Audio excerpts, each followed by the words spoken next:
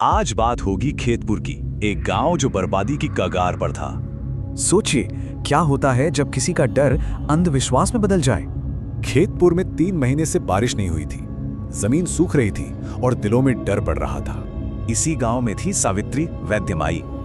कभी वह पूरे गांव की उम्मीद हुआ करती थी।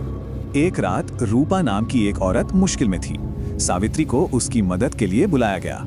बच्चा तो पैदा हो गया, उसकी रोने की आवाज भी आई, पर माँ रूपा की मौत हो चुकी थी। बस कुछ ही घंटों में गांव की वैद्यमाई को चुड़ैल बना दिया गया। गांव वालों के डर और गुस्से को एक चेहरा मिल गया था। उन्होंने सारा इल्जाम सावित्री पर डाल दिया। उसकी झोपड़ी जलाते वक्त सावित्री ने एक चेतावनी दी जो किसी श्राप से कम नहीं थी। गांव से निकाली गई सावित्री ने जंगल के एक पुराने मंदिर में पनाह ली। अब बारी बदले की थी। वहीं उसने जमीन खोदकर मिट्टी का एक पुतला बनाया। ये कोई मामूली पुतला नहीं था, और उस पुतले की छाती पर उसने अपना श्राप लिखा, तेरा सुख मेरी प्यास। और श्राप का असर दिखना शुरू हो गया। सबसे पहले मुखिया के घर में एक अजीब सी बदबू फैल गई। जल्द ही फसलें सड़ने लगी, जानवर बीमार पड़ गए और फिर मुखिया की पत्नी लता भी बीमार हो गई। गांव के पंडित को बुलाया गया। उसने जो बताया उससे सब डर गए। ये काला जादू था।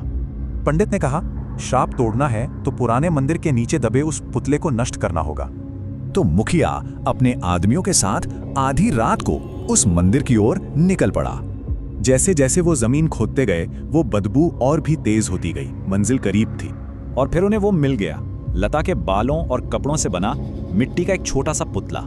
पर जैसे ही मुखिया ने उसे जलाने की कोशिश की, एक चीख गूंजी और उनकी मशालें बुझ गईं।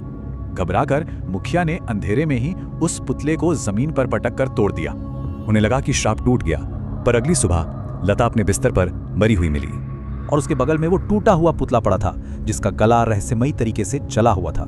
मुखिया ये सब देखकर पागल हो गया और खेतपुर पर हमेशा के लिए एक अंधेरा छा गया। और सावित्री का सवाल आज भी उस गांव में गूंजता है, एक ऐसा श्राप जिसका कभी अंत नहीं हुआ।